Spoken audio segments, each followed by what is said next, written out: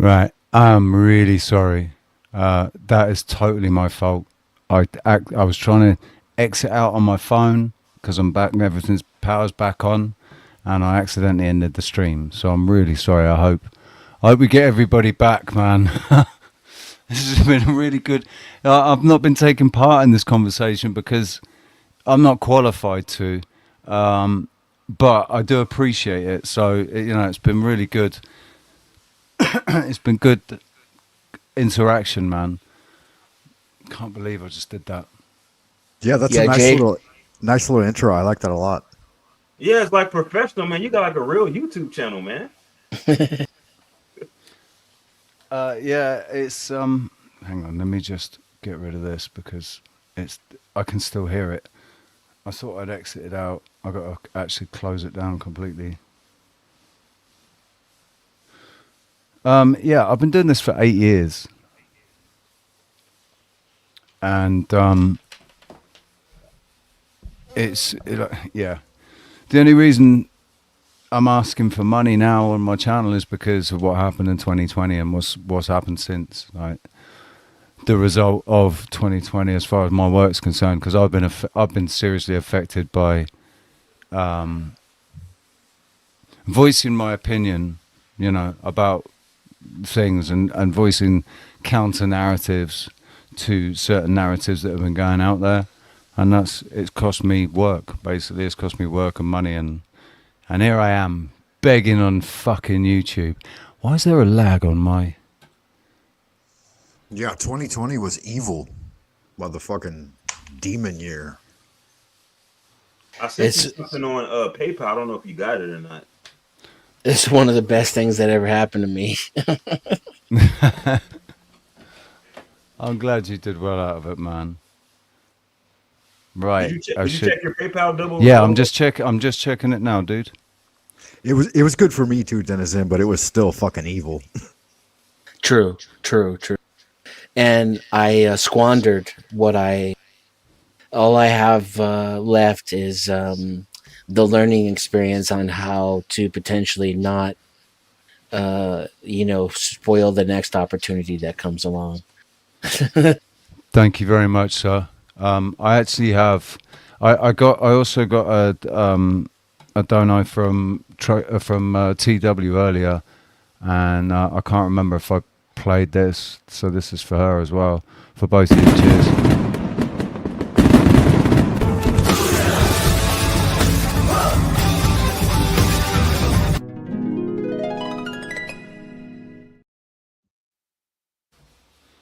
It's very camp at the end, and I'm owning it. You know, uh, since you're already living um out, overseas, I would say a remote destination. Um, a lot of revenue is to be had um as a content creator in Southeast Asia or in South America somewhere like Brazil, Thailand, Philippines, like certain Dominican Republic areas like that, Colombia. Just the destination itself, because people are interested, and even those that don't come, they live vicariously through the content creators located in those areas. And they tend to donate a hefty sum. There's people that like literally there's content creators who have gotten donations just by saying they're going to the Dominican Republic or saying they're going to Thailand. Hmm. Um, and I so a few years ago, I had plans with a fellow content creator, um, and we were gonna create like a retreat in Ecuador, and we hoped to drum up some, you know, some financial support for that, but unfortunately, none came. And then the logistics of it all kind of really. That's At the time I had pets. I had a dog and I had two dogs and a cat. Sorry, and the logistics of it all was just it was unrealistic, man. So I bowed out of the project. I think they tried it, but it didn't work. Well, the thing about Ecuador is not uh it's not a well known destination. Like there's value. I think there's more value in areas where it hasn't been inundated with expats and tourists. Yep. Like I'm a proponent of some of the, some of the places that are off, quote unquote, off the beaten path, but in the interest of revenue generation, people more or less associate the expat and passport, quote unquote, passport bro lifestyle with certain destinations, certain well established and well known destinations like Colombia and Thailand, Philippines, things like that.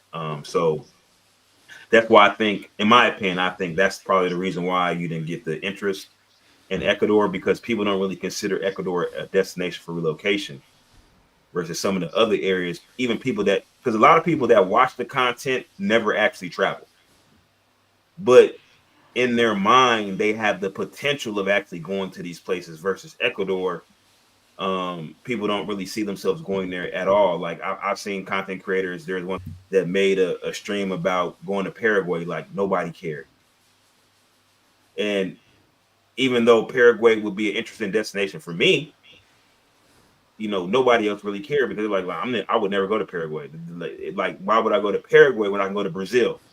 Even though they can probably have just as much fun, just Brazil is just more well known. Rio, Sao Paulo, and and so I think that's just something to think about. And then also, I don't know how much the cost of living where you're at now. You may or may not experience some level of savings living in one of those Southeast Asian destinations.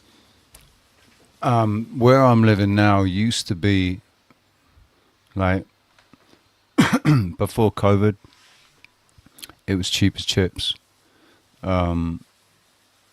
I was paying 350 a month on my rent. That all bills included. It cost me about 25 euros a week to eat. Petrol wasn't that expensive. I was driving, I had a car, petrol wasn't expensive. My car gave me access to work in different regions. Because I live, like I said, I live in Tenerife, right, which has got a volcano on it, and it's got some amazing, absolutely amazing scenery. I wanted to do, once I got really into content creation, what I wanted to do was go around the island with a drone, and there's a lot of stuff here that they don't talk about, especially in the history. They don't talk about it. There's megalithic structures here that they say nothing about. So go and looking at all of that sort of stuff. But because of the coup, because of what I said, because of refusing to jump through all the hoops and everything, lost all my work, lost my car, was booted out of my apartment at the start of the coup. So I was on the streets for a bit, and then found this hostel. And it's just been like, it's just been a nightmare since. I've not managed to get back into my old life where I was working 6 days a week, 6 nights a week, earning good money and, free to do what I wanted. I've not got any of that back at all. Truth over lies, man. I can drop the link. Why do you only want to come up for 2 minutes? What is it you want to... You're not bringing drama up, are you? Because if you're bringing drama up, I'm not interested. Jess, have you got an issue with truth over lies? Is there anything going on? I'm trying to think who Truth Over Lies is. I'm trying to remember. I recognise the name. I don't know that person.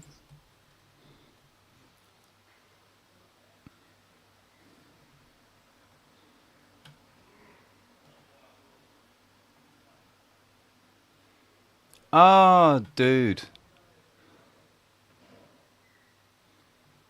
Antithesis to drama. No worries, man. Sorry, I didn't recognise. Truth Over Lies. I didn't recognise. That's one thing that I actually remembered about you is that you hate drama, and I appreciate that. I fucking can't stand this shit. It's quite difficult to avoid on these YouTube spaces. Yeah, I mean, especially when it's a good business model, man. It's a really good business model to make some fast bucks. But Selling the your pri- soul that there. there's a price, isn't there?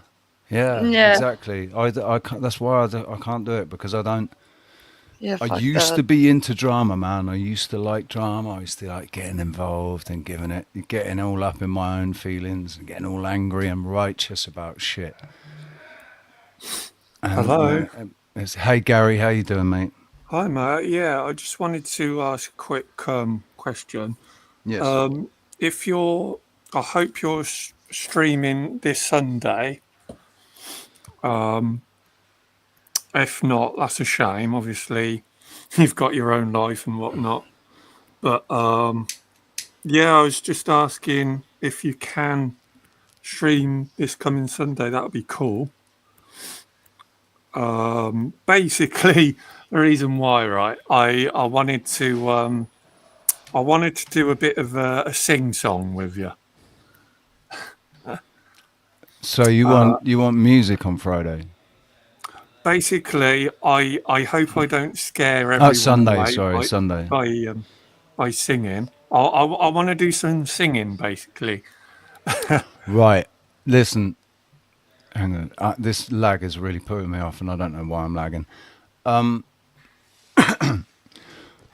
Right, the only way that that's going to work is if you just turn the volume up and sing in your room. You sing along with it, and because the thing is, there's lag, right? So if you're singing along with me on a panel, there's going to be a lag between, and even if it's just milliseconds of a lag between me and the music playing and you singing along, right? There'll be a disconnect between the two, and I just wanted to sing one song. Yeah, I've got lyrics There and is a stuff. way around that. 007, if he shares the screen and he plays it from his end, it should reduce the lag a lot. Me and Nia did that. We tried it, and it we called ourselves the Lag Kings or something. Sometimes it works, sometimes it doesn't. Yeah, Fucking yeah. odds of shit. I'll tell you what, Gary, you're a nice guy, and we'll work something out. Yeah, cheers, dude. It means a lot. What song is it? What song is it? You know, what's his name? Roy Orbison. Yeah. In Dreams. Oh, I don't know that. I'll have to learn it. Yeah, that's probably his most famous song. Is it? I thought Drive All Night was one of that's and Pretty I mean, Woman. the thing is, I've got to go back to work soon. There You it see, is. Pretty Woman. and Sunday's my whole day off. So yeah, I've got stuff to sort out very soon. And I don't think you realise how much you actually helped me, Rich. I watch a lot of truth streamers, and I've actually felt comfortable enough to get to hop onto a stream, you know, and you've allowed me to say a little bit. And eventually, I hope to jump on these streams a little bit more often, you know. Yeah, man. All right, mate. Well, I appreciate that, and I appreciate you, dude. It's good to get up there and work through the uncomfortableness of being up on stage and the focus of attention. Yeah. Just shake that off, and then we can have a good chat about shit. Yeah. I mean, I've a lot of the things I write a lot of stuff down. You see, and I think if people get on these panels, I think it helps to write stuff down, to remember things you're thinking about, and because it can be awkward. You jump up on panel thinking, "Oh, I'm gonna have a really good conversation," and then you're like, "Shit, what was I gonna say?" Yeah, that definitely happens.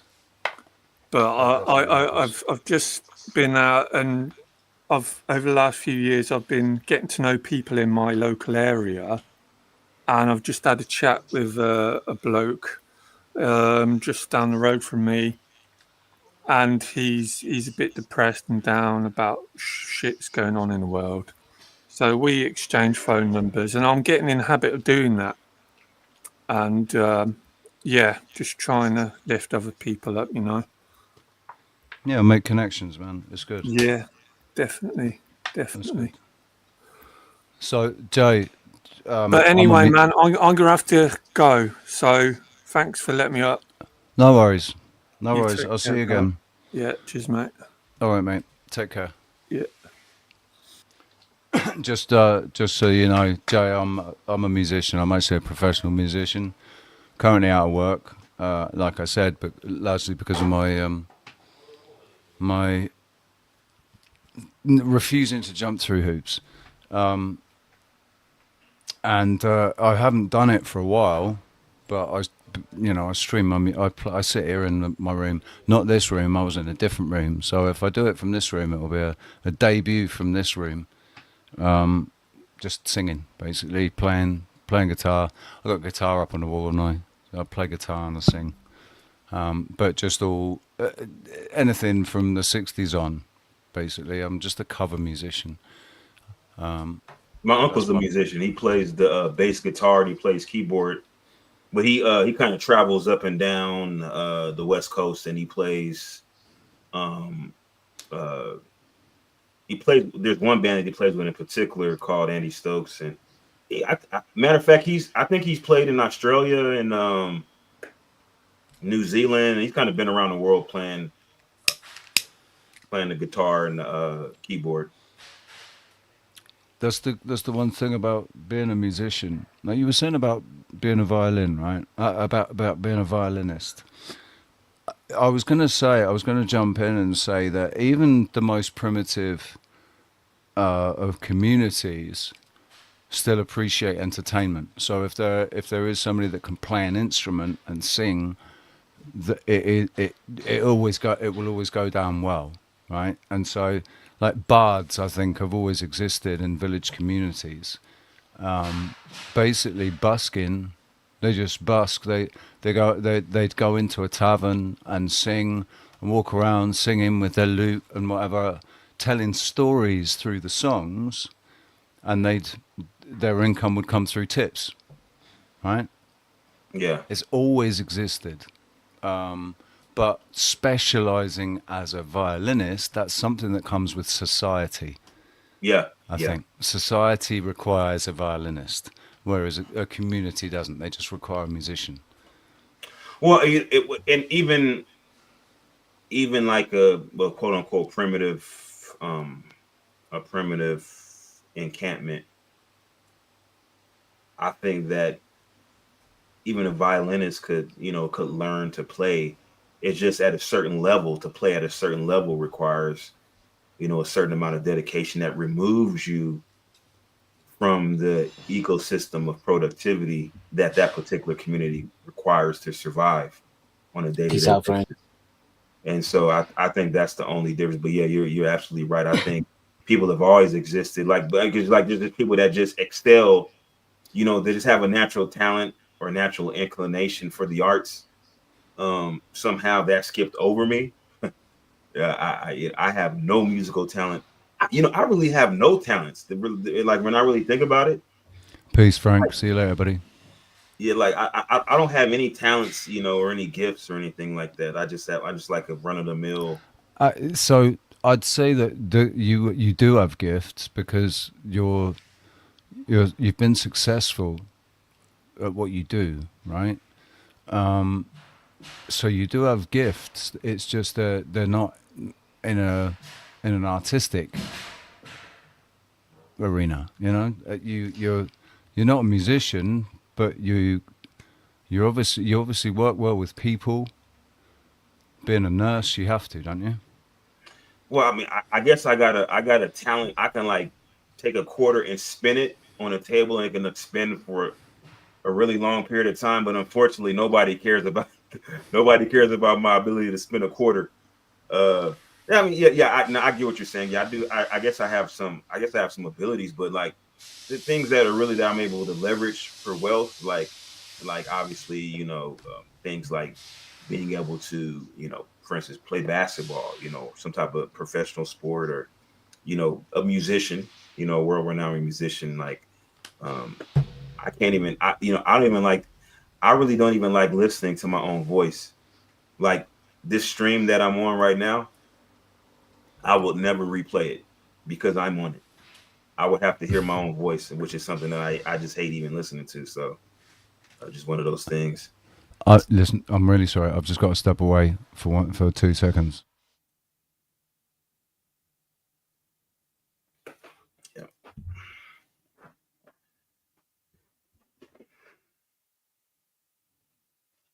So, Dennis, then what is your talent? Uh, Day I trading? mean,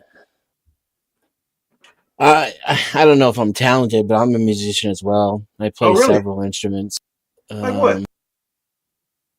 Um, Guitar, clarinet, violin, piano, bass, a little bit of harmonica. I taught myself a couple of songs on drums. I started young too. I started playing violin at 6. Wow. I've dated. I don't like to like. It seems like it's quite common amongst Chinese. Yeah, I had a tiger mom. Yeah. So, oh, you're Chinese? No, white tiger mom. Oh, okay. Yeah. So, But uh, yeah, same situation. yeah, I've dated And somebody actually, from she was. Chinese girl I've dated can play violin or piano. Every single one. My mother was raised Arabic too, so that's another. If you know anything about like Arabic culture, it's pretty strict, like Asian culture, on the children.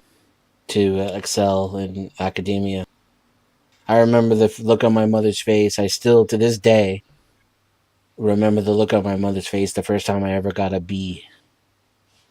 Really? Like A minuses were a disappointment in my house, but when I got a B, it was like it hurt her feelings. Wow. My parents There was just got pissed shock, off. My parents just got pissed off. 'Cause my reports all said could do better. Like, isn't it? He's so full of potential. Could do better. I always got poor.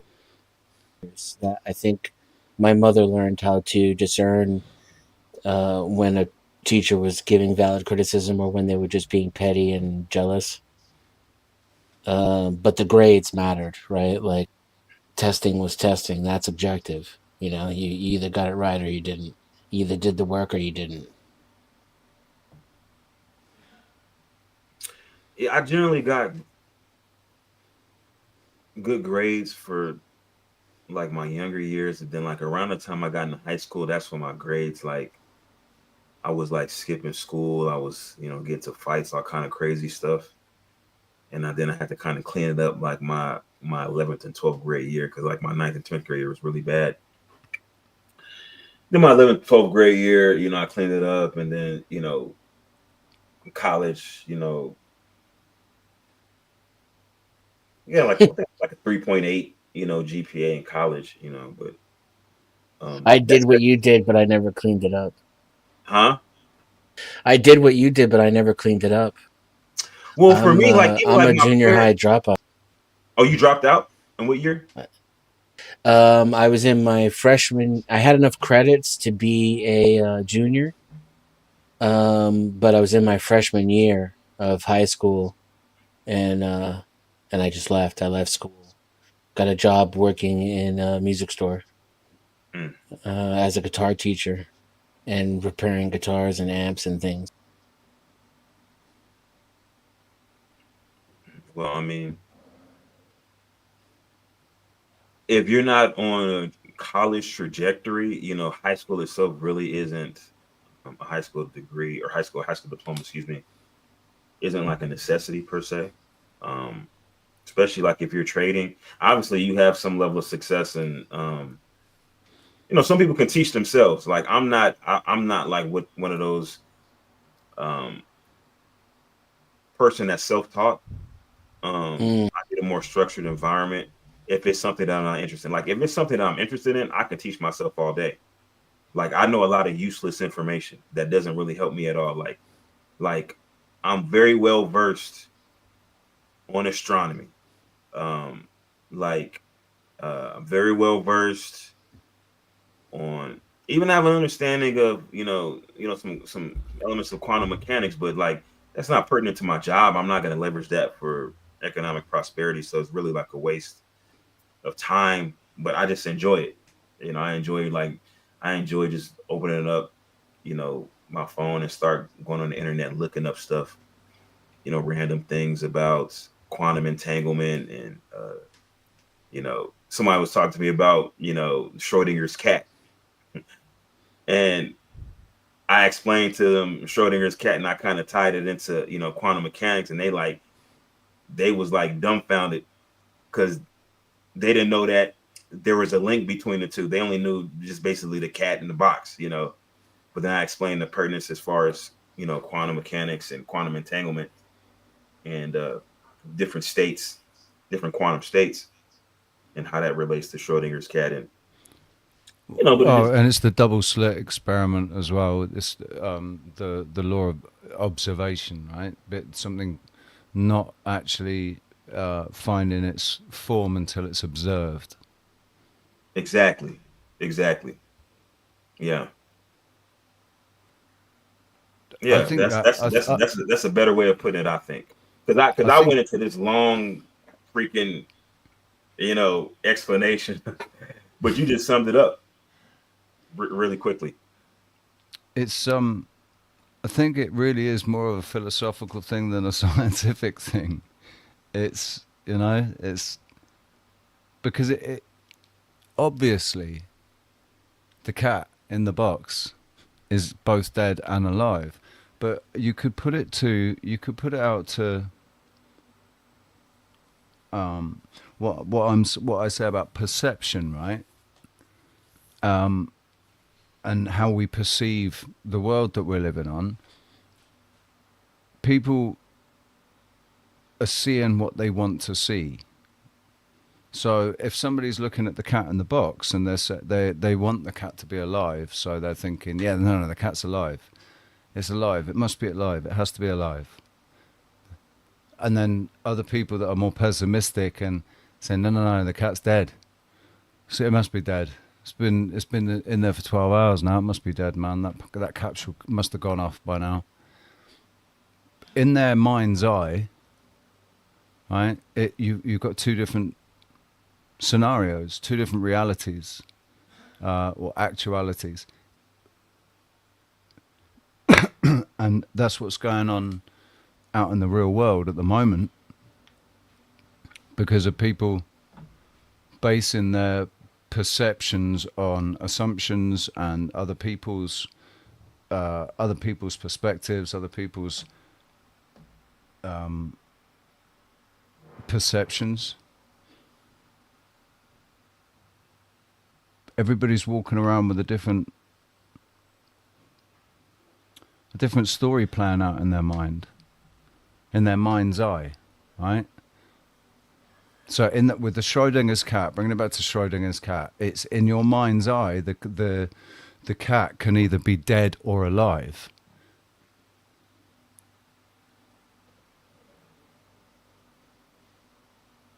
But until you're not going to know until you open it up. You're not going to have that confirmed until you open the box and you see and you observe it. but how much of your presupposition determines if that cat is going to be dead or alive? What happens if you thinking that the cat is dead makes it dead? Mm. But if you're positive enough and you say, no, no, no, no, the cat's still alive, when you open the box, the cat's alive. If observation is such an important thing, how much importance does our perception play?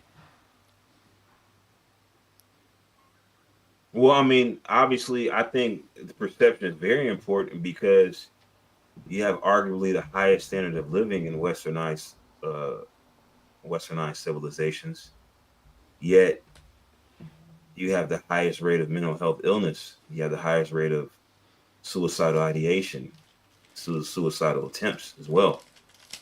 And you have comparison to to ask other why that countries. is. You have Huh? to ask why that. You have to ask why that is. Why are so many people just giving up or Perception. thinking that they're not worth it? Or, yeah, perception, but also perception born of false perceptions, but on unrealistic aspirations. Or entitlement. Because Yeah. I think aspirations would give you the will to live. I think it's an entitlement that gives you a defeatist mentality, because you feel like you're owed something by society at large and you don't have it. Maybe it could be something simple as peace. You think you're entitled to peace, which I believe all people should be entitled to peace to a certain degree. But when you're living, Denizen referred to it as the rat race, there is no peace. That's why it's called the rat race. So I think it's hope. Go ahead. I think it's hope. Oh, harp. Hope. Hope. Oh, hope. Right. Hope. Right. Oh, hope. Yeah. Hope. Oh, sorry. It's your Aussie accent, Jess. My hope. bad. Sorry. Nah, No. you just No, you my just bad. not listening. That's my When it bad. comes to people wanting to end their life, it's hope. The Whether loss they carry of, hope right. or not. And also, I think purpose has a part to play. Well, that would still come down to hope, because it's the hope of purpose that would give you that. It's hope in some form, whether it's your purpose or peace or any of those things. It still comes down to hope. Hope is the thing that does that.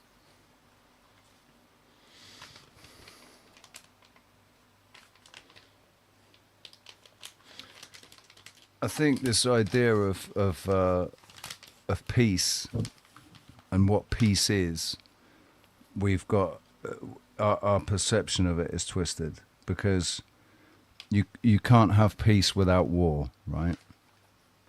Yep. You need war to define peace. So really, all peace is a ceasefire, an agreement not to wage war against each other. But the thing is, the craziest thing, what pisses me off the most is the people that want a war. They only want the war so that they can control the resources, and so that they can increase their tax revenue. Right? The war isn't the people. The people don't want the fucking war. They don't need the,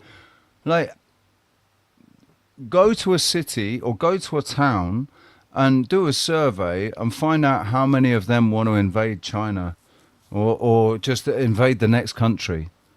And,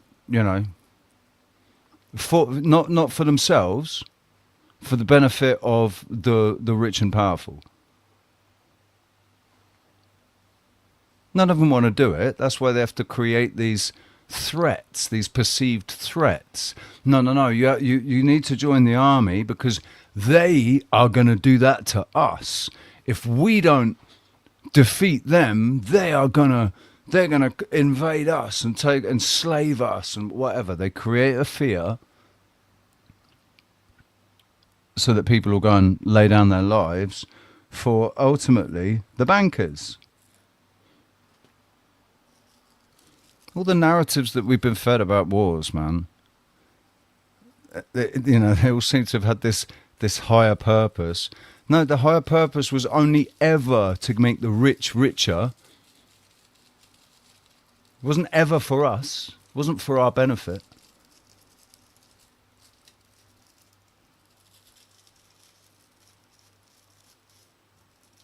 Am I wrong? No, it's generally just there's some resource there. Generally some resource, and there's an obstacle there. And if the obstacle has the backing of the people there, then you go to war. If the obstacle doesn't have the backing of the people, then you just, you send in the CIA, and it's an assassination. That's the difference. And like Libya, the obstacle didn't have the backing of the people, so that obstacle was just eliminated by itself. Other places, like Iraq and things like that, the obstacle had the backing of the people. So you have to go to war to get what you want. But that backing was manufactured. The backing was manufactured. What do you mean manufactured? How? So I remember in in the 90s when we invaded Iraq, they were saying we have to win the hearts and minds of the people of Iraq, right? But what they were talking about was winning the hearts and the minds of the people that were going to be paying for the war, which is the taxpayers. They needed they needed America behind them. They needed the UK behind them. They needed Europe behind them. They needed the hearts and the minds of those people, not the hearts and the minds of the Iraqis. They didn't give a shit about that. They were just going in there to go and fuck the system, rape some resources, and collect some artifacts. I think that was a huge part of it, was collecting artifacts from previous times that might put the whole narrative into question. The stuff that they recovered from Saddam's palace. Sorry.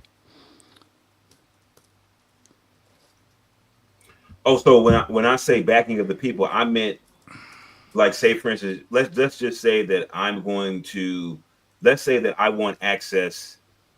Let's say I want access to Ukrainian mineral reserves. This is all hypothetical. I'm not saying this is the reason why the Russian-Ukrainian war is going on, but I'm saying it's a hypothetical example. Let's say I wanted access to the Ukrainian mineral reserves. The obstacle will be President Zelensky, right? If Zelensky being an obstacle to the resources is by his own volition and not by the will of his people, then it's simple. I just assassinate Zelensky. But if the people there are backing it and saying, no, we don't want to give up our resources to this country because this country will use those resources against us, then that means that he's backed by his people. And so in order to get access to him, I have to be prepared to fight his whole country. And that's why I would go to war.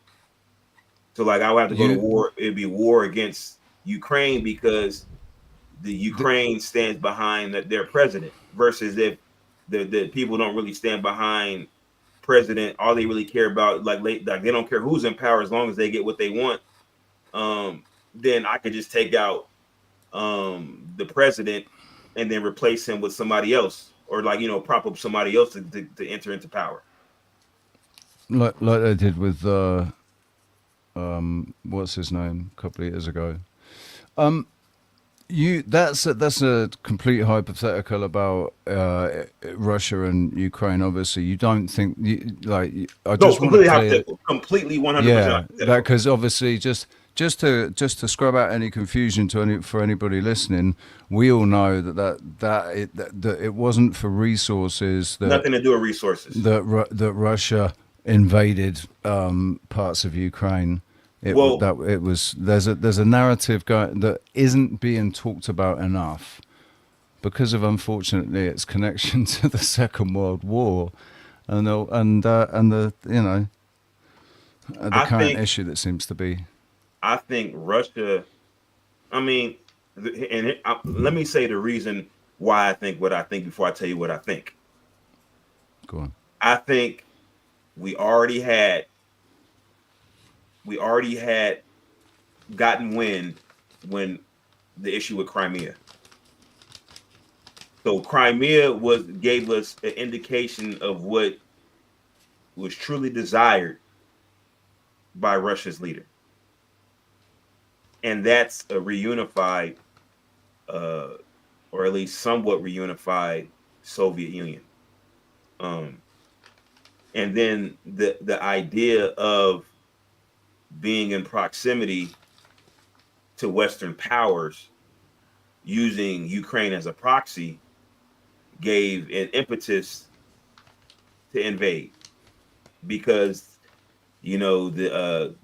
pushing the issue, and I guess Russia feels threatened. That, in addition to a desire for Soviet Union as it once was, the powerhouse, the global powerhouse that it once was. Again, it's power. I think people in power want to remain in power, and because power is not stagnant, you're either going in one direction or the other. Either you're losing power or you're amassing it. You're never staying still. So you have to decide: am I going to lose power? Or I'm going to gain it. There is no in between. So, I personally, I don't think Putin has any desires to go back to USSR type Russia. I think he wants old Russia before the First World War. I think that's what he's, he it was a much better place back then, before communism. I mean, we've been fed a narrative, right, to support what happened, the narrative that supports what happened. But when you look into it, you realize that the First and Second World Wars were they were only started so that the bankers wouldn't go fucking bankrupt. It was a money thing. It's nothing to do with any one person trying to exterminate an entire demographic.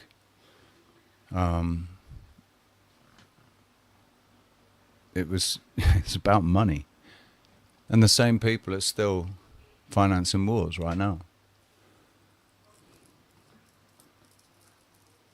So you're saying that basically, if there was no financial gain to be had, there would have never been a concerted effort to stop Hitler. I'm saying if central banks had never been allowed to exist, and we'd kept a tighter rein on the production and disbursement of money, because when you look at why central banks were created, they were created purely to lend money to the monarchy to be able to wage war against another country for whatever reasons they were back then, right? And there's an argument that, like, back in the Crusades, during the Crusades, the story that we've been fed about the Crusades is the story that they were fed about the Crusades, but the real story about the Crusades was that you had a group of people that were firing up one side, firing up the other side, saying to one side, "Oh, it's terrible what's going on over here. You should see what's going on, what's happening to all the Christians. They're being beheaded. It's terrible. You need to go and rescue them. Do you need some money? We'll lend you some money." Right? And then they're going off to the Saracens and saying, "Listen, they're all coming over.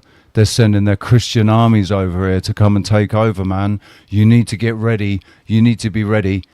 Do you need some money? Here you go." So it was it's always been a racket, right? That's only made a small group of people extremely wealthy. It's never failed. It's always worked. It's never failed, and it's still running now. And it is the reason for the issues that we're facing today. So, with this issue with race and religious division and everything, all to help fuel this fucking war machine to keep the money in the right pockets, or what they consider to be the right pockets, not our pockets.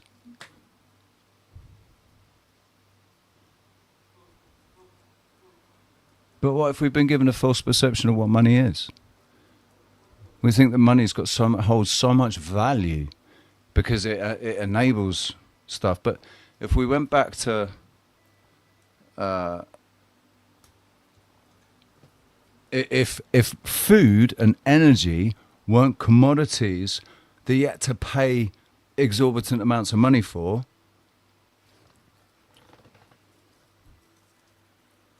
money wouldn't be so important, would it?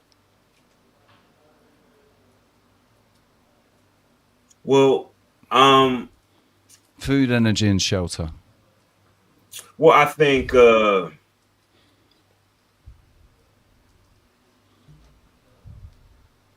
once your basic needs are met, because like even in America, right?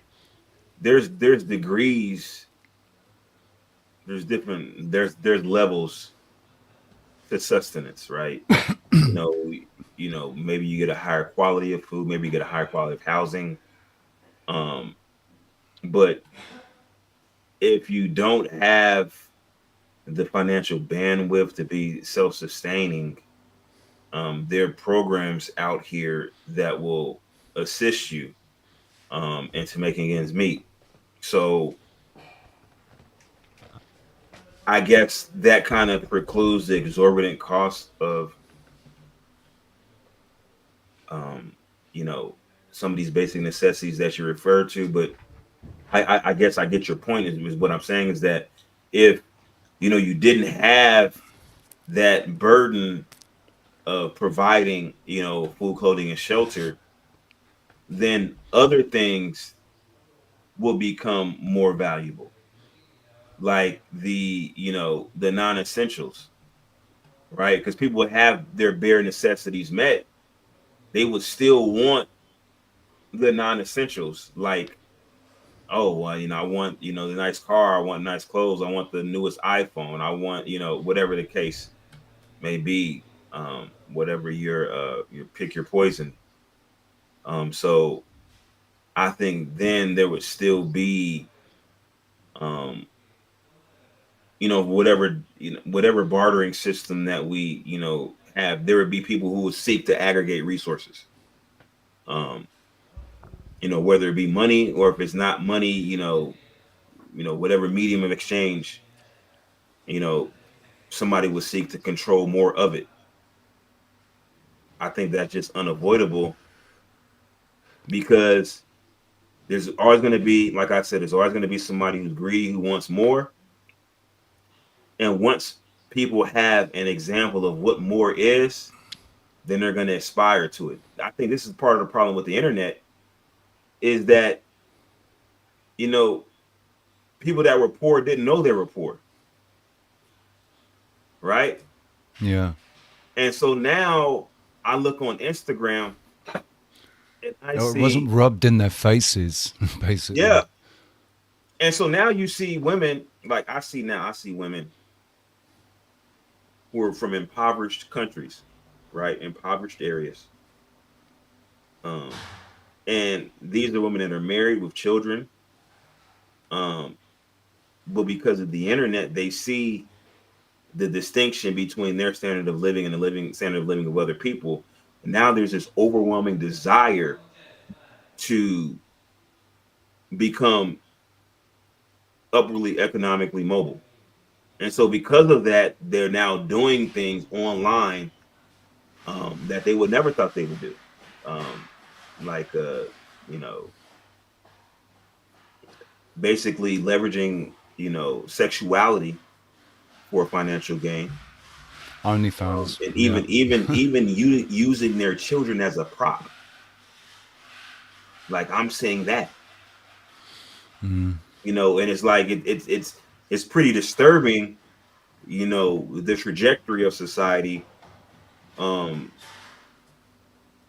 based on, and I'm not saying that the solution is just to get rid of the internet. That's not what I'm saying at all. But I'm saying that we can directly attribute some of the degradation of society to the internet, the accessibility of information, and having the ability to compare and contrast your standard of living with somebody in an entirely different country, different ecosystem. And just I think the accessibility to absolutely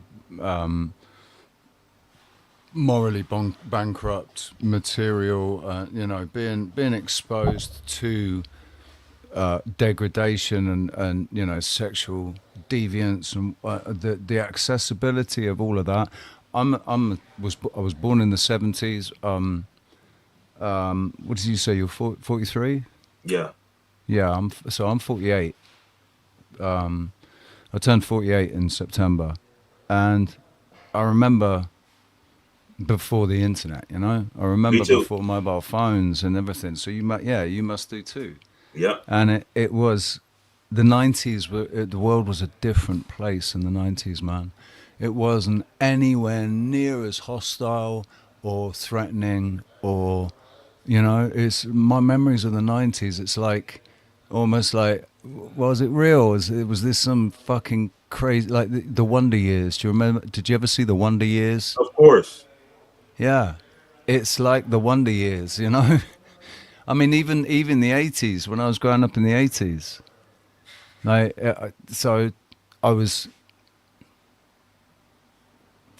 3 in 1980, and so I remember a lot, man. I remember all of the 80s, basically, and it was just that the 80s were what's it called? With the upside down, strange, Stranger Things, right? Oh, the show. Yeah. That was a pretty accurate with it. So forget all the supernatural shit. The way they were, that was a pretty accurate, and with the soundtrack and everything, it was brilliant. It was like going back to the 80s, man. And then the 90s was just dress sense in the 90s wasn't that great. It was a bit bland, right? But it was a beautiful time to live, and there was no internet for most of it. Because the internet sort of really started coming out, becoming a big thing around 95. I think I only say that because that's when I started getting interested in it, right? So that's when it became a bigger thing for me, and I was going on Yahoo chat rooms, and I had my MySpace and all that. I But I adopted a little bit remember earlier than that. I remember trying to find a young lad. I tried to find porn, and with dial-up modems and everything, it just took so long just to download a picture. It was Yep. ridiculous. Hmm. So it just wasn't worth it. It was too much effort and too much time. And I was worrying about my mum or dad walking in the fucking room. So I didn't have time. I couldn't just sit there and wait for ages. But now, Jesus,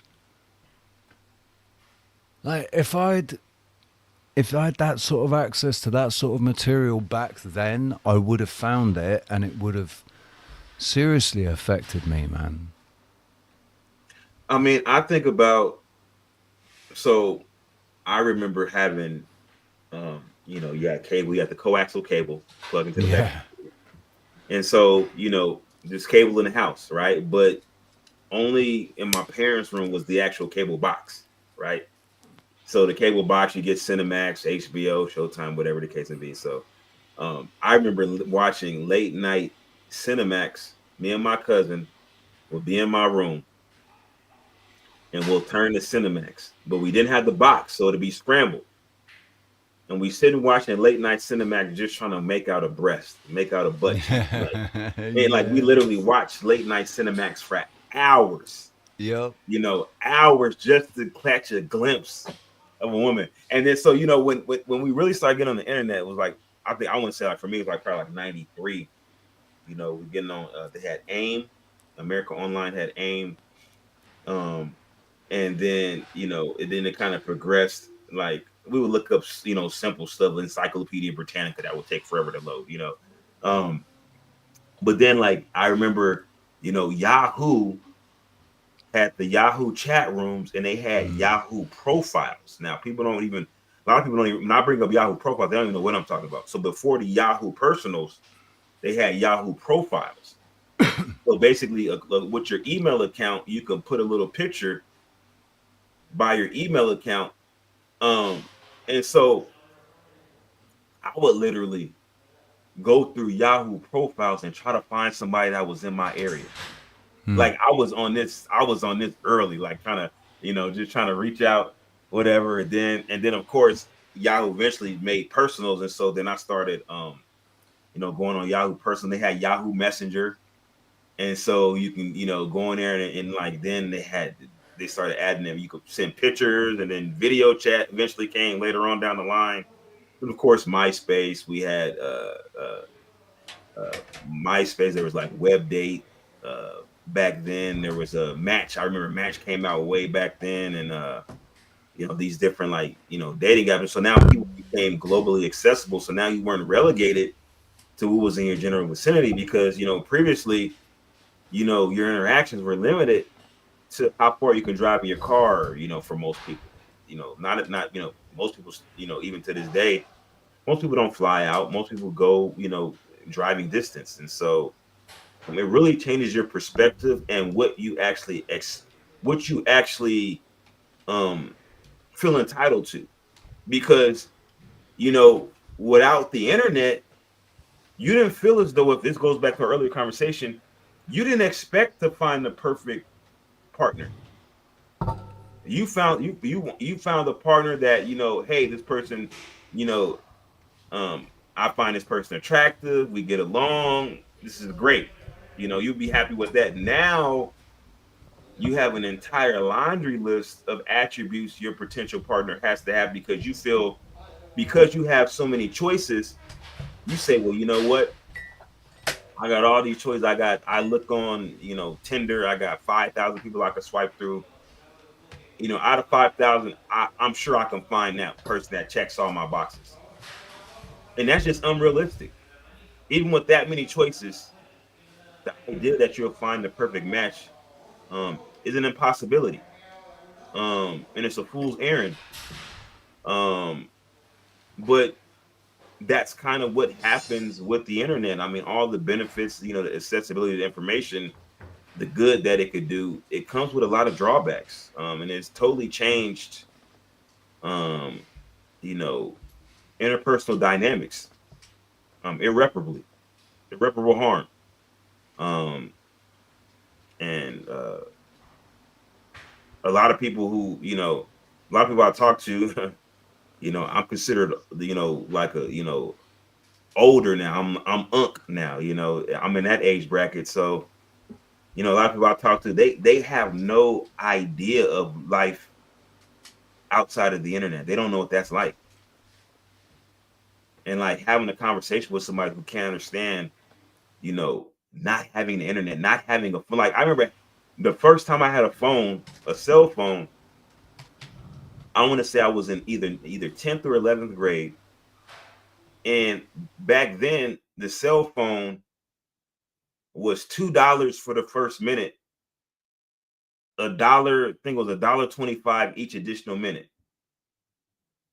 So it was no calling out on that cell phone. That was an electronic leash. That was so my parents could reach me. But I had better not call anybody on that cell phone and run up their cell phone bill. That was like absolute no. So I just didn't have a cell phone in high school that I like a usable cell phone in high school. I didn't have that. So there was no distractions. You know, now people can just look up anything and everything, like you said, access to pornography. Cell phones didn't even exist when I was in school, man. Like, I got my dad got a car phone, which was technically the first sort of cell phone and it came like attached to a fucking brick of a Yeah, battery, great big huge brick of a battery. But personal cell phones, when they first came out, the analog versions of them, I got one when I turned 18. There was no way my parents were going to get one for me, so I had to wait till I turned 18, and then I got one. And useless. You couldn't get any coverage anywhere. It was ridiculously expensive. And I swear to God that I came up with the idea of text messaging and digital, text messaging, and I put that out on the ether, and somebody else picked it up, and then they changed from analog to digital to enable text messaging. But that was my idea, man. I swear. well, I remember like my uncle had a car phone, um, and uh, I never seen him actually use it. I know he had a car phone. He had a Mercedes. He had a car phone in it. And then I remember, I forgot where I was at. I remember seeing this guy. He had this device where it was like a computer. He was at a telephone booth, right? He had put the telephone booth on his computer, like the telephone, like the handset. He put it on the actual computer thing, and he was like using the computer like the internet on like a portable computer that he could plug into a payphone and do something. I don't know if he was sending an email or something, but I remember seeing somebody do that back in the day. But that was like rarity. Like that was, I seen like one person in my whole life ever do that, and so it was like cost prohibitive to really even have a computer for a lot of people. Like, and because of the expense of storage, really and truly, the computer was only good for like really like productivity tasks. Like it wasn't good for browsing websites because of the slow dial speeds.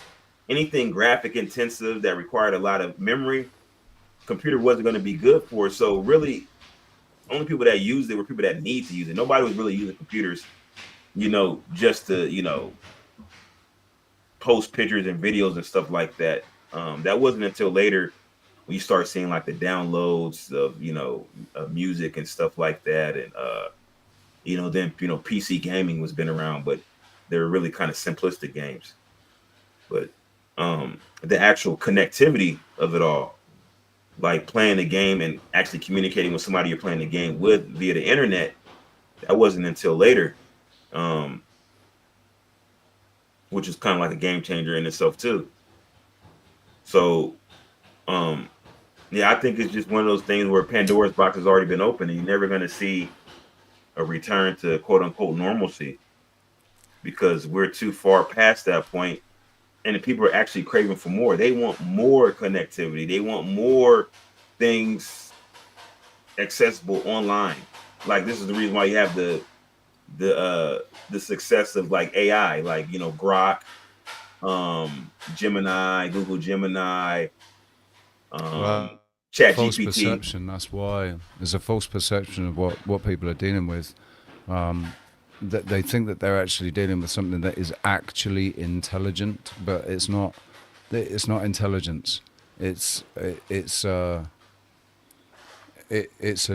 imitation of intelligence, right? Based on algorithmic machine learning and Yeah. large language models. It's word prediction. You know what it is? It's really when you boil it down, it's a simple mathematical. Well, I won't say simple, but it's a mathematical equation. Yeah. You have An certain algorithm. values. You add or subtract certain values, and and depending on how much maybe it's a multiplication, multiplicative, it's a division of a particular value, but whatever the formula is for a particular, you give a basically you speaking to the machine as a query. It's a query, and based on that query, um, there's a particular formula which, for our intents and purposes, we'll describe as an algorithm, and it's going to generate a response based on that. And then it's going to, and what happens is that it catalogs all of your queries and responses, and then that shapes the algorithm. And then for us, we perceive that as intelligence, but it's really just a compilation. It's compiled all of your queries and all of your interactions, and it's just basically a mathematical equation based on your questions and responses. That's it. Right, and reflecting, it basically it mirrors your own personality, to create an affinity between the two of you, and that's why we've got people falling in love with their fucking chat GPTs and thinking that they're in relationships with them and shit. This is insanity. Like, you know what? But it's a sign of how lonely people are. But think about this. Even before the artificial intelligence really was starting to take root, right? I remember several years ago on YouTube, and I thought it was a joke at first because I just happened to come across this stream, and there was a guy. I don't know if he was a truck driver or something, but he had like a doll with him, and he was saying that it was his girlfriend. And he gets it dressed, and I thought he was joking. And then I went to his Instagram because he said his Instagram online. I went to his Instagram and I saw like he had an entire page dedicated to this doll. How he got the doll dressed and all this other stuff and like all these outfits and like he went on quote unquote dates with this life-size doll. Was it like a proper sex doll? One of these. Yeah. It was a sex doll. And then he said that. So then he went on through his interview. Somebody was interviewing him. And he was talking about how, his family disowned him. He tried to introduce the dog to his family. Like, it's like, I think it's truly like some mental health stuff going on. But, like, never in a, like, I guess I'm privileged because I remember a time before this. So for me, I could never develop some type of relationship with an artificial intelligence or a doll. Like, that I could just never do it. Like, I'd rather be alone than to rely on companionship from a doll or some artificial intelligence or something like that. Like that Right. I'm 48 years old. I've been single for 6 years now. Going on 7 years. Finally actually found peace in that, right? And found peace and contentment in being single, not needing somebody else to feel good about myself or just to feel good, and I think I've been single long enough now to, like, the thought of getting into a relationship is like, man, yeah, I think I'm better off just being single. I'm quite happy being single, but there is there's a certain aspect of being a man. Yeah, I'm a I'm a man, and I've got my needs, and well, they're not needs, they're wants. I don't need it, but I do want it. The last time I had it was 5.5 years ago, just before COVID. Yeah, it's been a long time, man. So a sex doll, whilst being like, a sex doll could only ever be a sex doll. It could just be something to go and get yourself off on, and that's it. To thinking that you could lay there and get intimate with it and share your feelings and your energy in that way is just absolutely alien to me, man. I can't get my head around that. But I think it's just a sign of how it really is a sign of how there's a lot of low IQ, lonely people out there. Well, and you know, I think, hmm, I think especially for men, there's a certain metric of performance necessary to have dating success for most men, right? Most men don't have the luxury of women vying for their attention without without any effort on their behalf. Like Mm. most men, if they went out to an establishment um, where male and female interactions are kind of customary, um, not one woman would approach him. That's most men. I think most men, if they went out, not one woman would approach them. They would have to be confident enough to initiate contact, right? And so, because of that, if you don't have that necessary contact, especially those that grew up in the age of the internet where they didn't have to actually approach somebody in person for an interaction, that becomes an increasingly difficult proposition. I think there was a study that showed that I want to say 40 some percent of men alive today. So that includes the previous generation, right?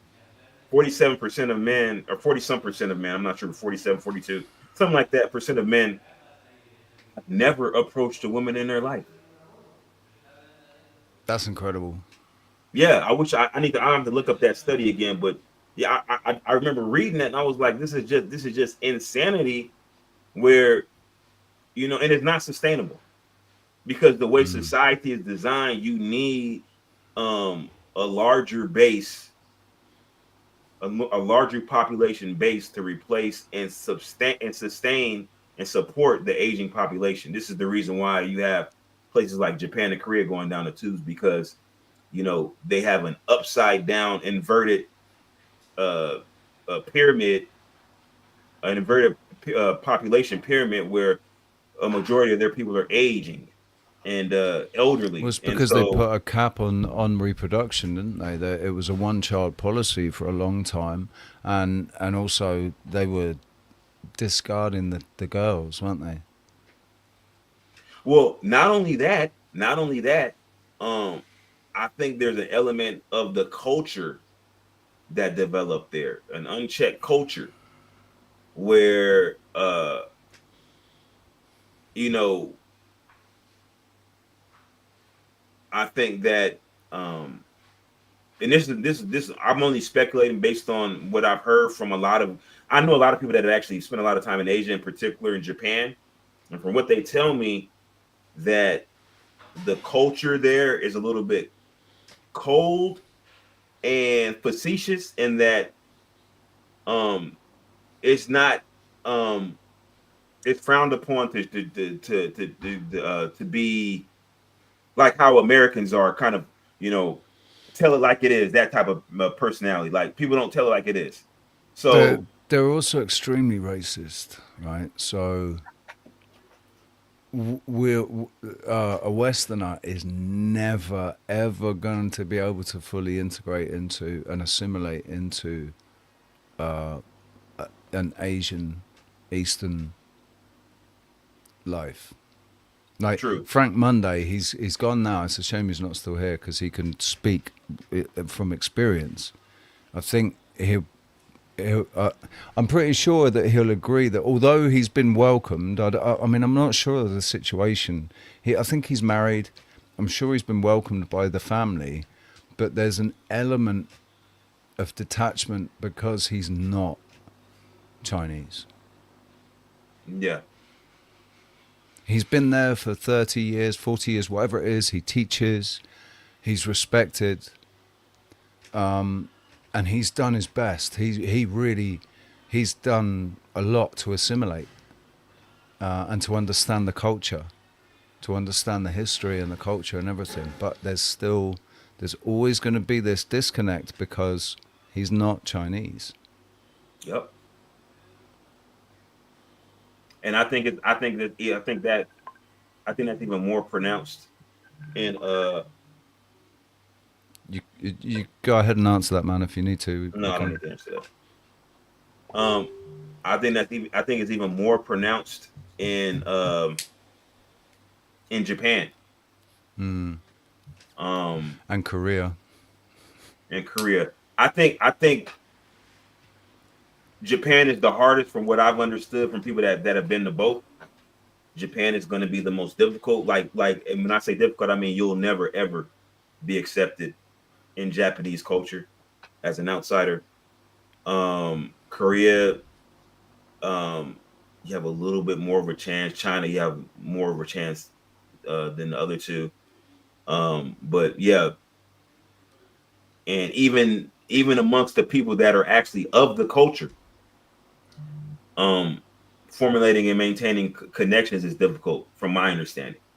Like if like people, Japanese people in Japan, um, the formulating and maintaining relationships with people, even like not just sexual, but even platonic relationships. I think, from what I understand, is very difficult because of just the way the culture is.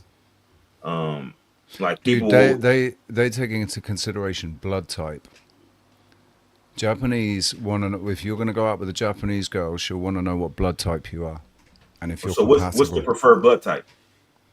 No, it's just about your blood type being compatible with their own. Oh, So, O negative is only gonna is gonna want to get with an O negative, right?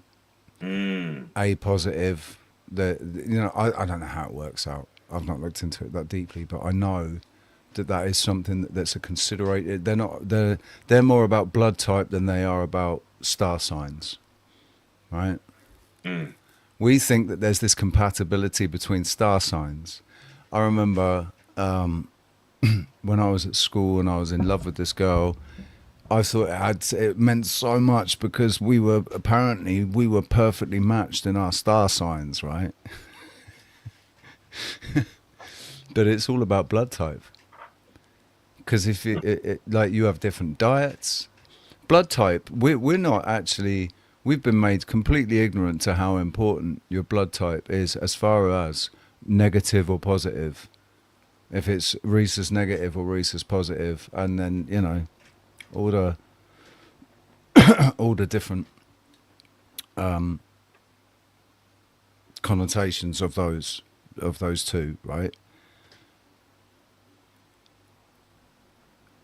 Japanese culture know all about it. It's really important to them. Why are we kept in the dark on it?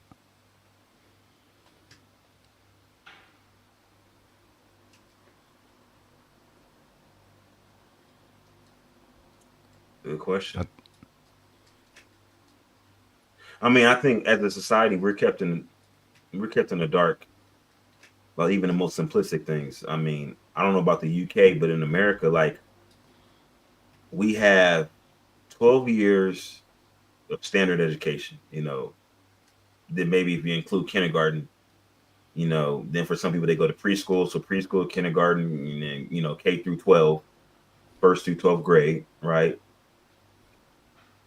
And there's not an emphasis on law, right? And everybody's expected to know and understand the law, to be a law-abiding citizen, but that's not emphasized. You may have like a year, U.S. government. I think there's like I don't know if I took a, there's a year of government, but it's not like specifically law. Like everybody, I think everybody should have, you know, um, if you go to school for 12 years, there should be 6 years of that. You should be taught, you should be learning law. So that way, once you actually graduate from high school, you should be a functioning member of society, knowing law, knowing, the fundamentals of credit, you know, um, you know, uh, life, simple life skills.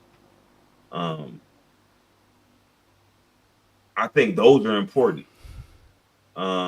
But we don't learn these things, and so then once you get out, people who graduate high school, they're still highly dependent. You know, and I think if people were more independent, they will become a threat. The general populace will become a threat to those that are currently in power, Hmm? those who have amassed wealth. Because people will say, well, people will start asking questions why. Because I think number one, the main thing is to become uh, financially stable. A lot of people are not even financially stable, right? And a lot of that is because they don't have the life skills to function in society. They don't have the education to have they don't have a viable skill that they can leverage for finances.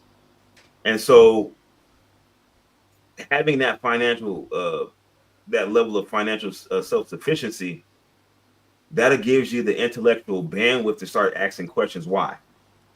As long as you're distracted with just trying to make ends meet, any free time you have is just going to be spent just trying to enjoy yourself so you don't think about making ends meet, right? But if you have money, your bills, you have enough money that like you don't have to worry about losing your job for 6 months, you're good. Then you start to ask other questions. You start to really think about stuff, how the world really works, and what is the meaning of all this, and where will I be in 10 years, and when you start asking those type of questions, you start saying, well, wait a minute, there's really a lot of dysfunction going on. I mean, I'd say that is why the people that have woken up, or certainly, especially people that woke up after 2020, to a different reality. They saw the world in a different way. When I say wake up, that's what I mean. Just that they saw the world in a different way. They had a different perception of things that conflicted with the perception that they were that was being forced down their throat by mainstream media and everything. But with all the people, I've been a I guess a truth seeker since 2009. But I didn't. My focus was I was very focused for 4 years, and then I broadened my scope because I accepted. It took 4 years for me to accept that to get over my own cognitive dissonance about the fact that the world really wasn't the way I thought it was at all. That they were allowed to pull off these incredibly dangerous fucking scams in complete secret and make everybody disbelieve their own eyes, only to then, a few years later, they admit it now that they do geoengineering and shit. But it's only been the last couple of years that they've been admitting that they do it, and they've been spraying shit in the air. But in 2009, that's when I first noticed it and started screaming about it on Facebook, and then just getting blank stares and silly, being called an idiot and stop smoking the wacky backy and all of that. And none of my family or my friends or anyone agreeing with me what I was seeing. And then in 2013, finally saying, "Holy crap, man! If they're lying about all this and this and that, what else are they lying about?"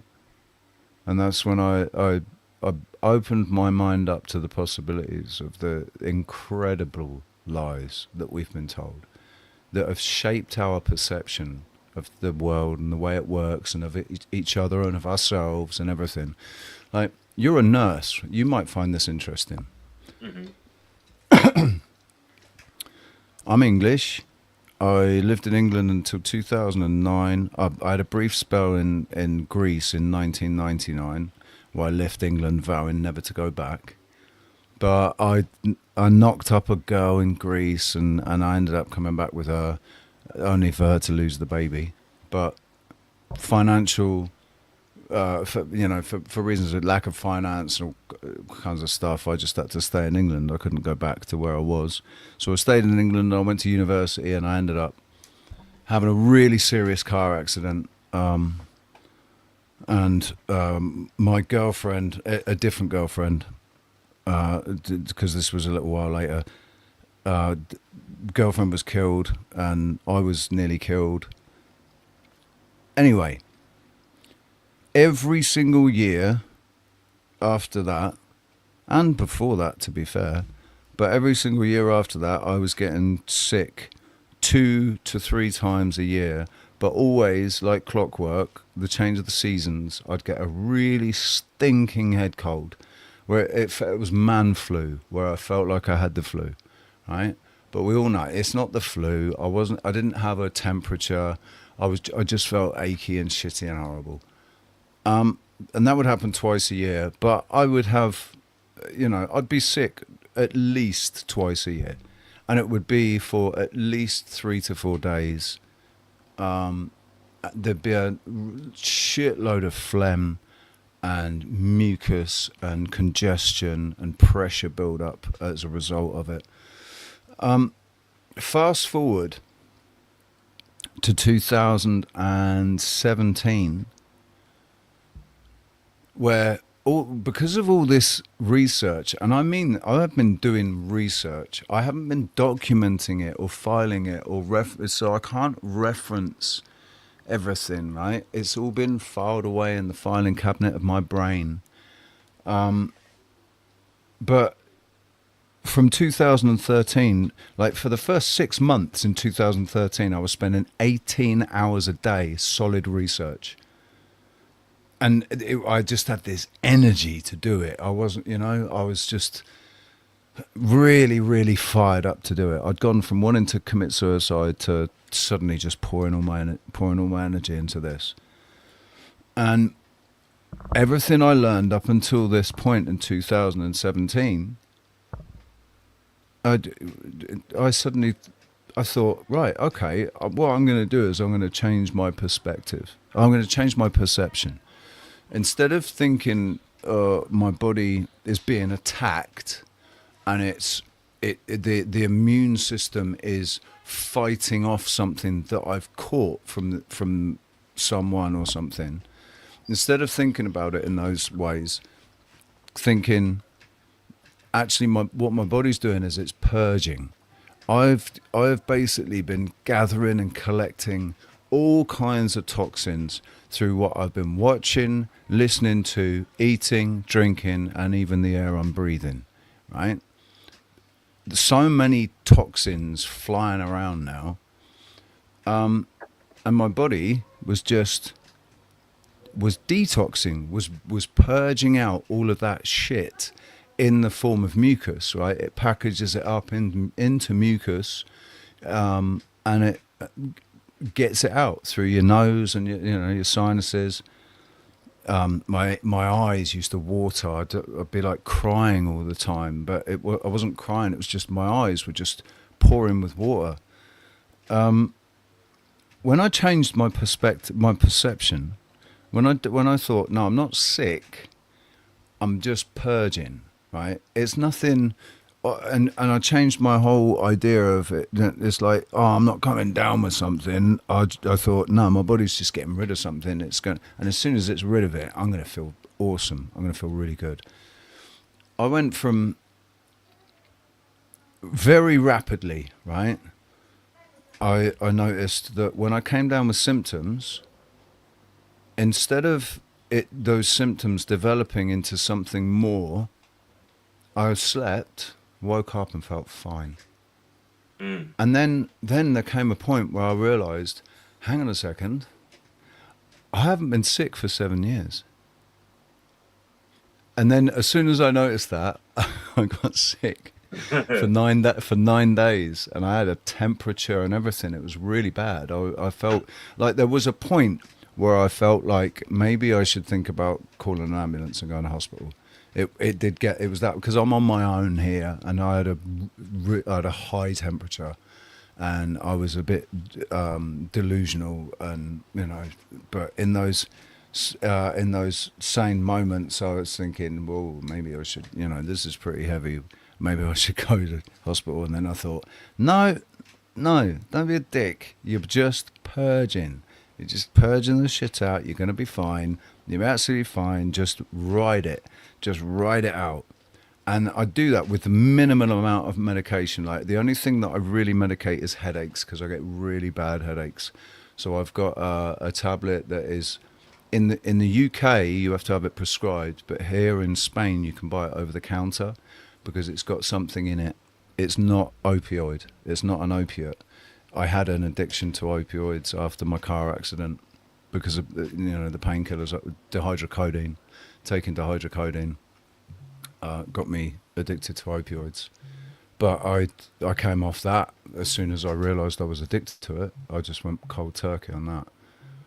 But my change of outlook, my change of perspective or perception of what I was going through seems to have had a very real, very noticeable difference. Because I tell you what, right? For the last 4 years, I've lost about 30 kilos in weight. I've lost a huge amount of weight in the last 4 years. And it's because I've not been able to afford to eat. I've put rent over food. Like I would rather have a roof over my head and a bed and a toilet and a shower and a kitchen to cook in, if I do get food. I'd rather have all that than just be able to eat every day. Because I've been homeless 6 times in 3 different countries. I'm a musician. I've tried to make my life out of being a musician, and that's been I've not been trying to be a famous musician. I've just been happy playing to tourists and stuff, but it's not a secure career, And I did after my car accident. I had issues. I had serious mental health issues, and that were exacerbated by recreational drug abuse, combined with dihydrocodeine, antidepressants, fucking, all the pharmaceutical shit on top of that as well. Just I spent 8 years in a different place. But So my change. Go on, sorry. No, and I think you might have. I think you might have discovered Schrodinger's flu. Well, I was going to say, the point I was going to try to make, though, is that I'm not well nourished, right? And I haven't been for 4 years. I've been really badly nourished. I've been living on coffee and condensed milk most of the time, right? Because, not now. Now I get to eat, it's like,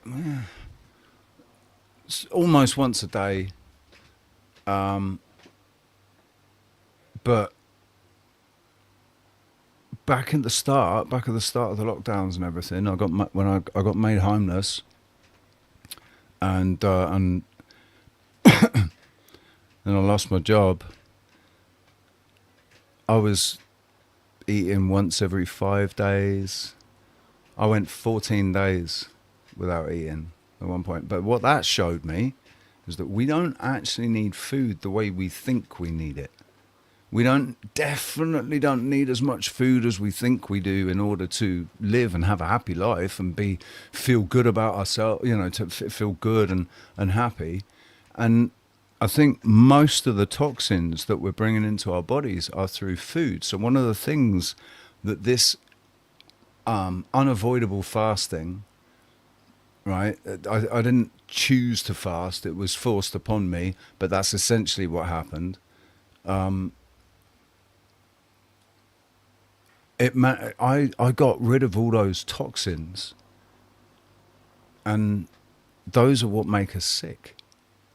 Those are what make us, getting all those toxins. That's why people are getting colds, and head flus and head colds or whatever. I'm not talking so much about flu. Flu's a horrible thing, man. It is fucking horrible, and you feel like you definitely feel like you want to die when you got the flu, because it's I don't know exactly what that is, right? But head colds and man flu, I say, are just coming from the toxins that people are ingesting and digesting. Well, I need to get up off here. I need to Yeah, man. take care of some stuff. Man, I really enjoyed this conversation. I haven't had a great conversation like this in quite a while. I'm gonna be looking Me forward too. to your next stream, and we'll talk again later. Excellent. It's been a pleasure to meet you, dude, and I've enjoyed the conversation also. I know that Denizen has. I don't know where he's gone. I don't know where Jess is. But yeah, I hope to see you again soon, man. Yeah, I I'm subscribe to your channel, so I'm gonna catch you. I'm gonna catch you next time you go live for sure. brilliant. Okay, All right, man. take it Have a easy. good one. All See you right, you too. soon. Right, Jess, Denizen, are you there? Mariah.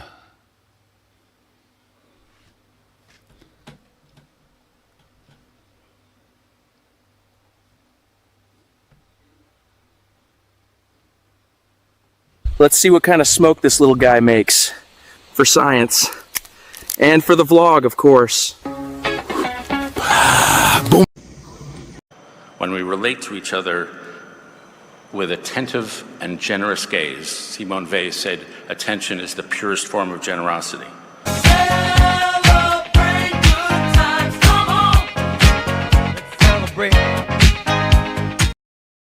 Hey, here I am in chat. It says when a woman pulls a knife on you, give her a jar of mayonnaise and her instincts will kick in.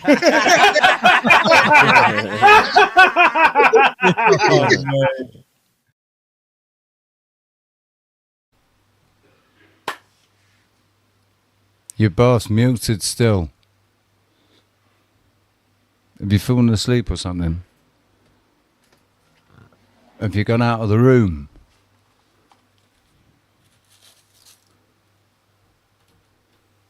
Jason Denizen! Where are you?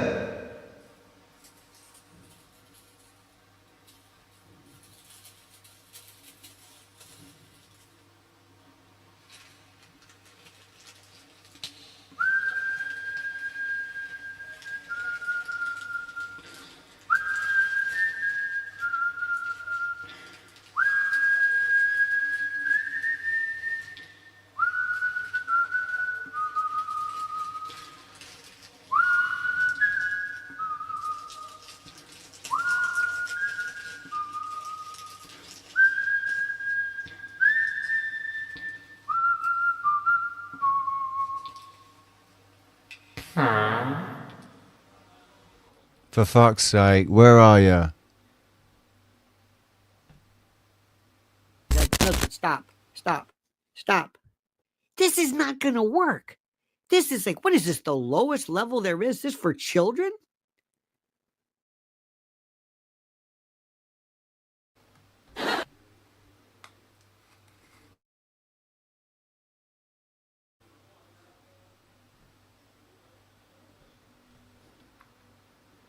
Right.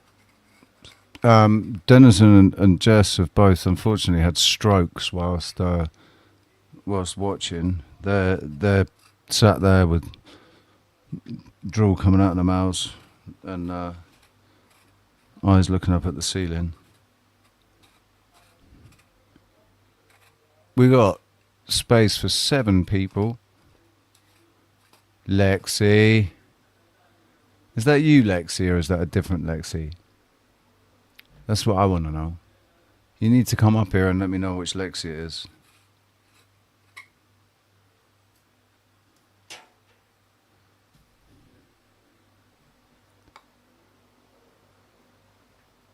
Which one is it? It's me. Come up here and talk to me, will you? I haven't spoken to you for ages.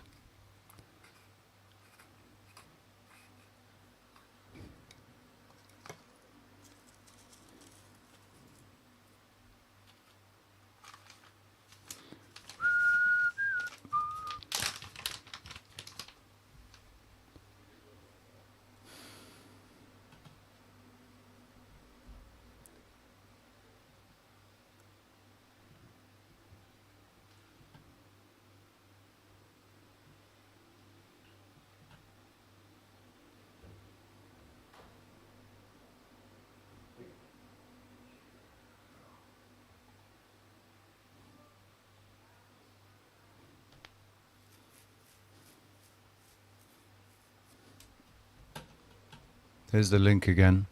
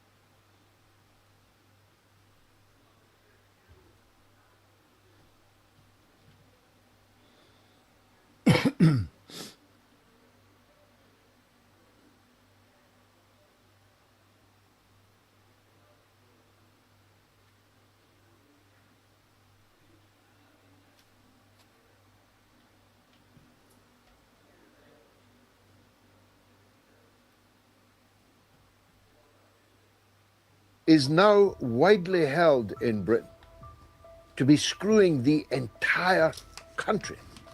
That's what concerns me. And he is in an improper relationship with the gay Bangladeshi billionaire Lord Ali. That improper relationship is a financial one. Keir Starmer has accepted utterly inappropriate gifts and financial support from Lord Ali in the first instance without declaring it. This is a matter... It was the wrong thing to do, you plonker. And then he goes, it didn't cost the taxpayer a penny. Well, that's all right then. I mean, who on earth thinks it's okay to take money from a lord who's loaded in order to put your child in an apartment that he owns so that he can study peacefully? What influence does Lord Ali have on this government? I keep asking the question, I keep getting no answers. Let's talk to Dave. He's got a view. Something has clearly shifted in British politics. Not because of a new law or a parliamentary vote, but because of a single speech that sent shockwaves through the establishment.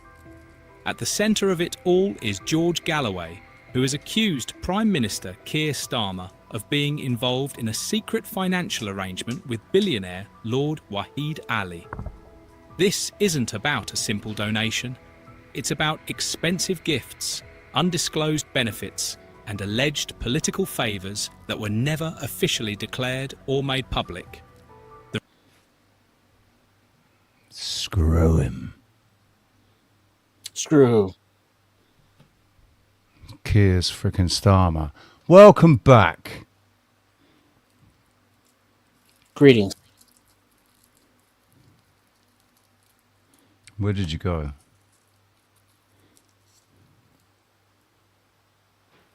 I went and had a game session with Satucci. I don't know what that means. Yeah, what are you going to do? You win some, you lose some. That's what I always say. Did we lose Jay Money? Yeah, you had to mosey on. Conversation went. Yeah, we started talking about health. I was talking about basically my own experience of not really getting sick anymore, but it just being really a change of mindset about what the sickness was, you know. Change of perception of sickness. Instead of thinking I'm sick, thinking my body's just purging shit out that it's been accumulating over the months, you know? Because of all the shit that I was pumping into it.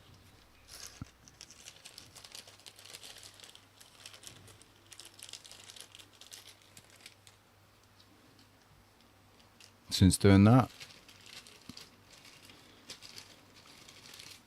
I've changed. You must eat differently, right? Yeah, basically ate a lot less. Yeah.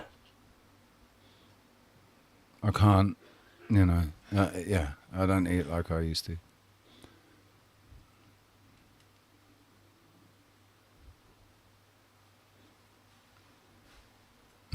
Just got an email from, oh no, it was 57 minutes ago, that this stream, oh no, actually it's the last stream. This is take 2 of Tuesday Service for Sinners. And that cannot be monetized. Well, it's not a monetized channel anyway, so like, what the fuck? I don't care.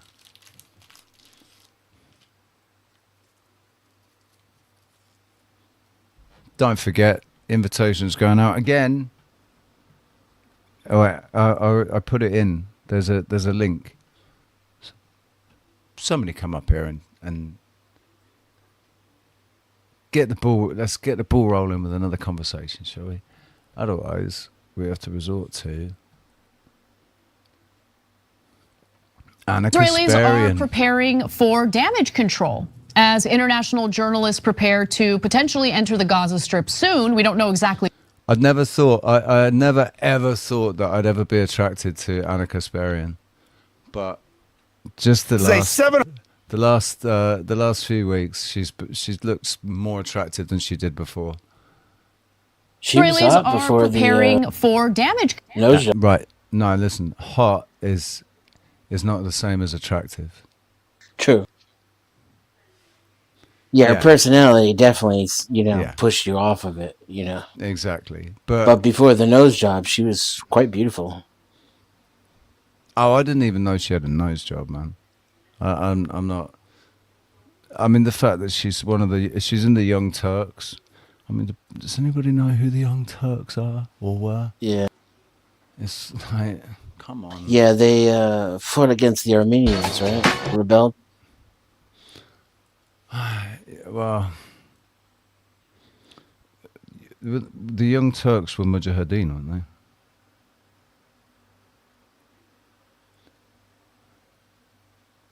I don't know. I think what's happened is they've deliberately conflated and inflated narratives.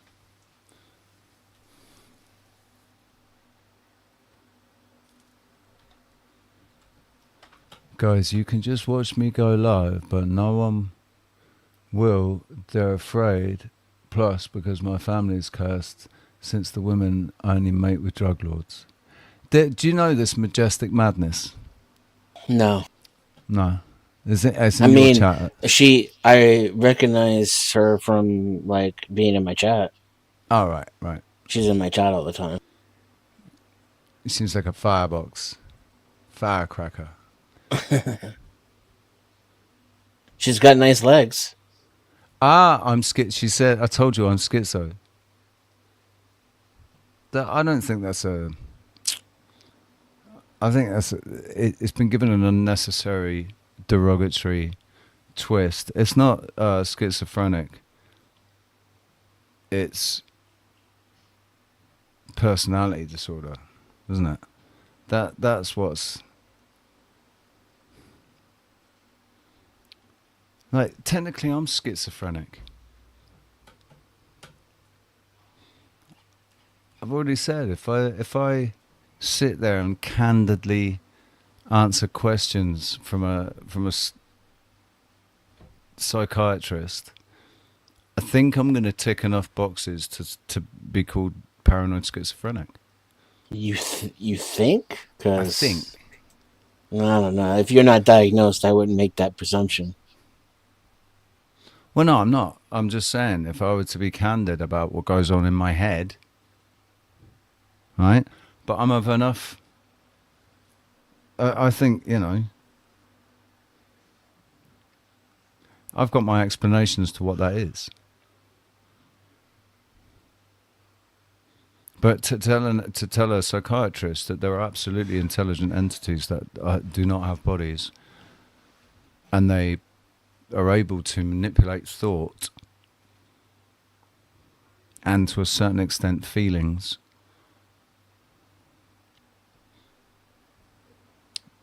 telling that to a psychiatrist, and I don't hear voices, but I have thoughts that aren't my own. Intrusive thoughts are common and normal. They only once they reach the point of obsessive, become behaviorally antagonistic,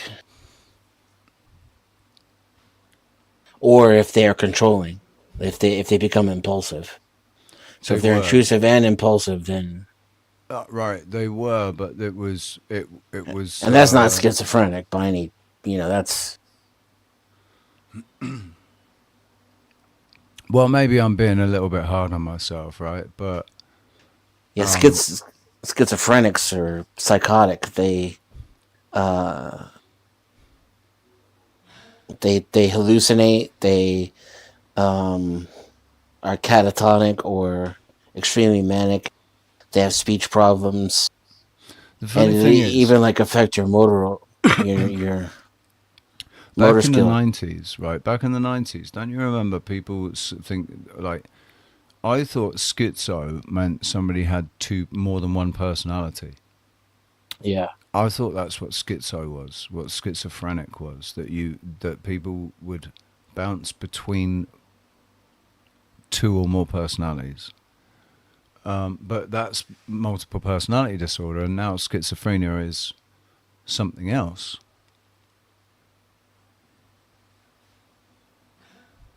Do you remember that? Do you remember when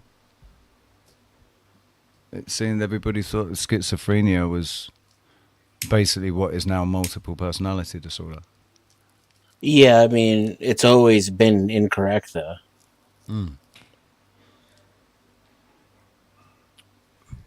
Well, I think I think it's an industry in itself that is incorrect. It used to be called split brain personality disorder or split brain disorder. And so that old terminology led people who don't know what that means to think that meant the same thing as MPD. Schizophrenia is a split between yourself, though, not you and another personality.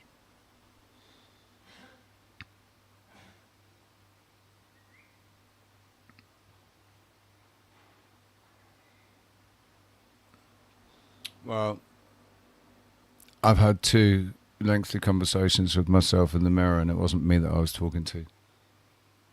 What do you say to that, psychiatrist? I mean, I would ask. Absolutely wasn't me. I would ask for more context, and I would ask you what makes you think it's someone else, and how that makes you feel.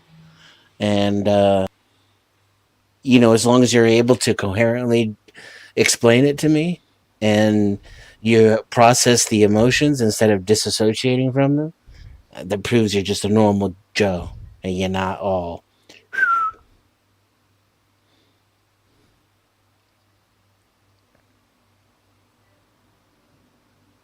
Like, you could be a fucking nutball, but you're not crazy.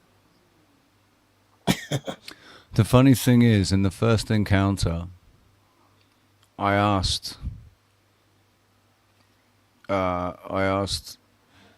basically what soul I was, who was I, what soul was I carrying, and the answer that what I think was me, a higher aspect of me gave, was I think it was a test, right, to see what I'd do with that information. And I think there are certain people that would have run off with that information and tried to make content out of it, right?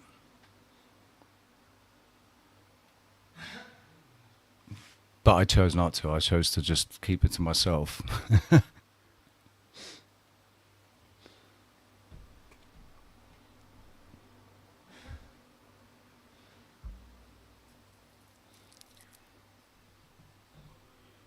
Jess, are you awake? What's going on? I think maybe Jess has fallen asleep because it is. I don't know what time it is there. Well, actually, it's only going to be 8 o'clock in the evening. morning. Isn't it? Where is Jess? Morning, I think. No, Jess is in Australia, so she's only maximum 12 hours ahead, right? It's almost 4 in the morning. Depending, it could be 1:30, or it could be. I didn't realise what time it was here, and on Greenwich Mean Time, it's bloody. It's 18 minutes to 5. Crikey. I don't know how long my first stream was. It must have been about 4.5 hours or something. 5, yeah. It was over 5. Well, I'll tell you what. I'm going to keep this one within 2, so that the AI, StreamYard AI, can do something with it. And I'm going to bring it to an end. Thank you very much for your participation, Dennis, and I hope you enjoyed the conversation with Jay earlier. He's subbed and he's going to be back, so hopefully. Yeah, that was dope. I was hoping to get into health with him too. Since that's his area of expertise. Yeah. So yeah, hopefully there'll be more of that to come for sure. And Jess, if you can hear me in your sleep there, sweetheart, thank you for coming on. Thank you for what you said, and I look forward to chatting to you in the future. And to the chat room, thank you very much, everybody, for being there. Love y'all, and yeah, peace out, guys. I'll see you all, maybe later today, but probably tomorrow. Sweet dreams. Peace. Donation. It's a donation. I thought it was a trash. Don't be hitting on me. Put some money in stupid ass. I whoop your ass, players. Don't come on now. Watch it. You tall black motherfucker. There's women up inside. I don't give a fuck about them. Ain't nobody give me nothing. Ain't nothing going on.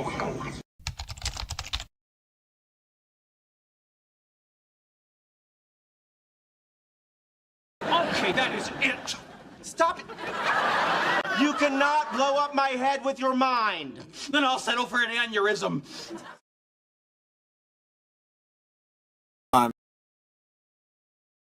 I'm hanging out with my friend tomorrow, Tina, and we are speaking and saying, hey, shall I meet? I'm asking, shall I come to your house, or shall we meet at a restaurant, a coffee shop, or what? And she say on the phone, whatever float your boat. What? Why do you say this? I do not. Number one, I have no boat. I have the car. Okay. So what float my boat? Nothing, as I do not own it. But even if it is a metaphor, your boat, my boat, what float my metaphor boat? I can tell you what floated. No holes in the boat. That float my boat, No tidal east wave. This float my boat. Do not put large monster in my boat. That would sink it. So what float my boat? What is it? A science float my boat. It's buoyance. Buoyancy. What float my boat? What you think is float my boat? Magic? What you think a Merlin man is under the water of my metaphor boat and hold with the hand and make a spell? A floaty spell? What a load of old shit! Something's in the water, I think. I think it's in the water, and it might be the same shit that's turning the frickin' frogs gray. You know what I mean? Alex Jones. Shut it down!